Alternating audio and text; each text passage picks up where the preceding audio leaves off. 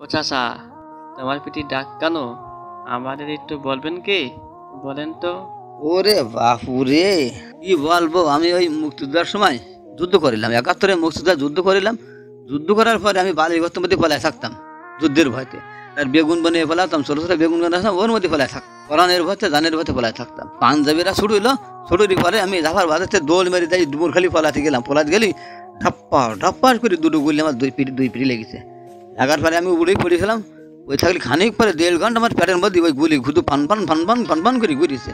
2বার প্রস্তাব করেছি, গুলি 2টা বেরিয়ে ফলাৎ করে বেরিয়ে গেছে। আর যাওয়ার পরে এখনো পর্যন্ত আমি বাইসে আছি, কিন্তু আমার কোনো মুক্তিযোদ্ধার কার্ড হয়নি বাপুরে। মুক্তিযোদ্ধার কার্ড ইস কার?